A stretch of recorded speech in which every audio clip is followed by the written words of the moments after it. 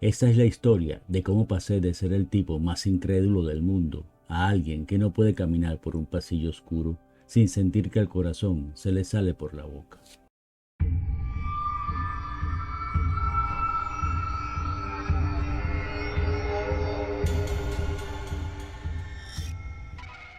Todo empezó cuando encontré aquel apartamento en el centro.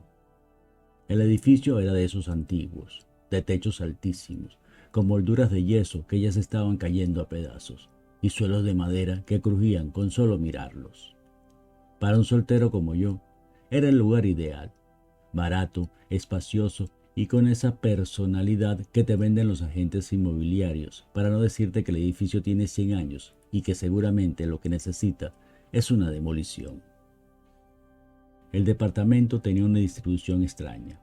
Entrabas directamente a una sala pequeña y de allí a un pasillo larguísimo, estrecho y oscuro que conectaba con la cocina al fondo y las dos habitaciones a los lados. No había ventanas en ese pasillo. Si no encendías la luz de la entrada, aquello era como la boca de un lobo, incluso al mediodía. La primera semana fue normal. Estaba ocupado desempacando cajas, pidiendo comida china y tratando de que el internet funcionara. Sí, escuchaba crujidos, pero como les dije, la madera vieja hace eso. El edificio se asienta, el clima cambia, la madera se expande, lógica pura. O eso creía yo. La noche del lunes de la segunda semana, algo cambió. Me quedé dormido viendo una película en la sala.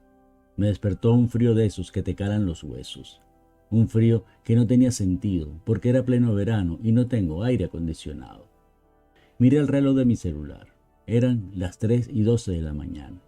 Me levanté para irme a la cama, y justo cuando puse un pie en el umbral del pasillo, lo escuché. Ese sonido no era un crujido de la madera. Era el sonido de una bota de cuero impactando contra el suelo. Me quedé congelado. Pensé que quizás un vecino estaba martillando, o que algo había caído en el departamento de arriba. Pero luego escuché el segundo. Ese sonido, después del primer golpe, como si se arrastrara algo, fue lo que me erizó los pelos del cuello.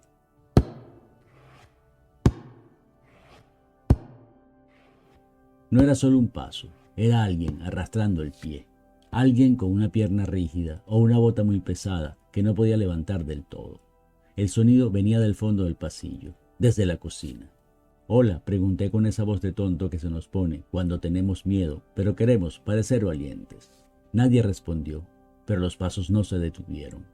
Venían hacia mí, lento, muy lento. Encendí la luz del pasillo. La bombilla parpadeó un par de veces y se quedó encendida, bañando el lugar con una luz amarillenta y enferma. No había nadie. En el pasillo solo estaban mis cajas medio abiertas y una bicicleta vieja apoyada contra la pared. Pero el sonido seguía ahí. Los pasos seguían avanzando por la madera, marcando un ritmo que parecía una sentencia. Lo más aterrador es que, mientras los escuchaba acercarse, las tablas del suelo se hundían ligeramente como si un hombre invisible de 100 kilos estuviera caminando justo frente a mis ojos. Esa noche no dormí. Me encerré en mi cuarto con la luz prendida y puse música para no oír nada más.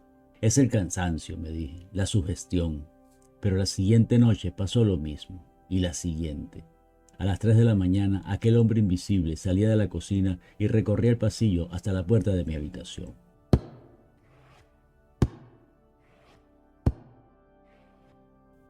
Se quedaba ahí, parado detrás de la puerta cerrada, durante horas.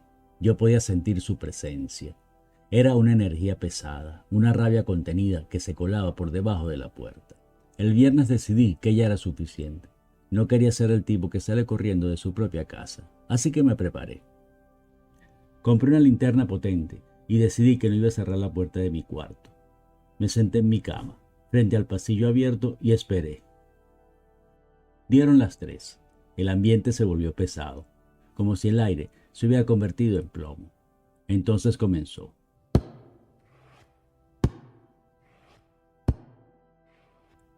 Esta vez no me escondí. Me levanté y caminé hacia la puerta. Los pasos se detuvieron cuando yo me moví. Me quedé quieto. Un segundo después, los pasos sonaron de nuevo.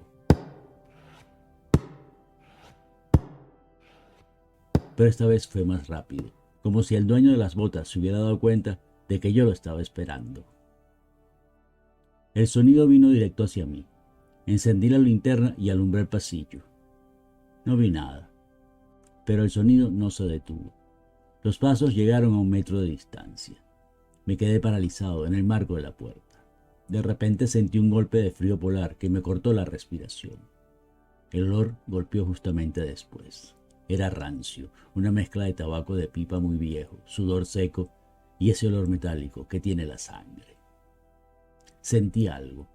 Una masa invisible, pero densa, pasaba justo a mi lado. Escuché un suspiro ronco, un quejido de puro cansancio físico junto a mi oído izquierdo. Mi linterna empezó a parpadear y se apagó, a pesar de que las pilas eran nuevas. En la oscuridad total sentí una mano. No fue una mano física que me agarró, sino una presión helada en mi hombro derecho.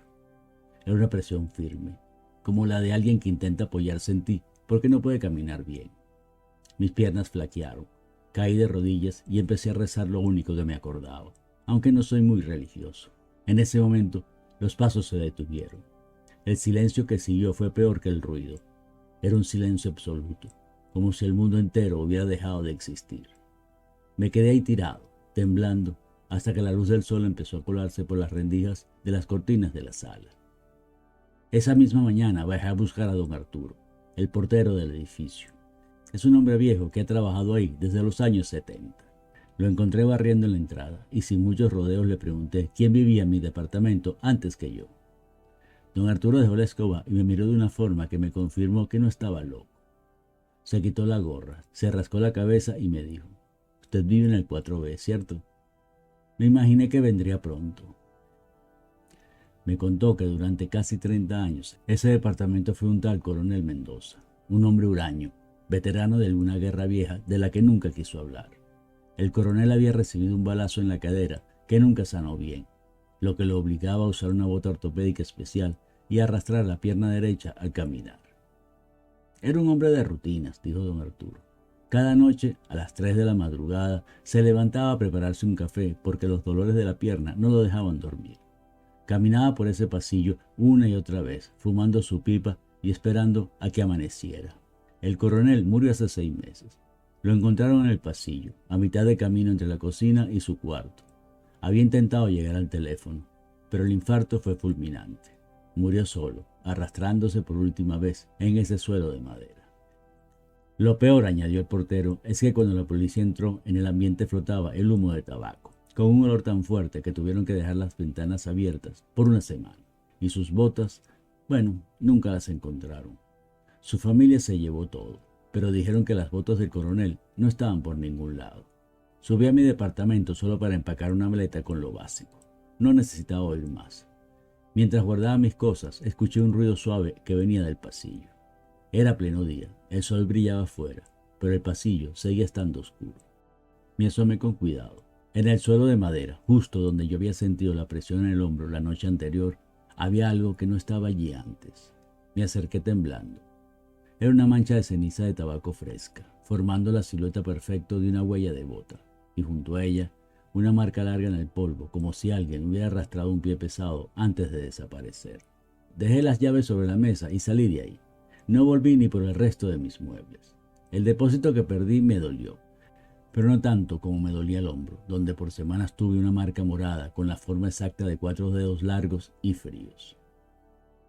A veces, cuando camino por lugares oscuros o pasillos largos, me detengo un segundo y aguanto la respiración, porque ahora sé que hay pasos que no se detienen con la muerte, y hay deudas de soledad que algunos muertos intentan cobrar a los vivos.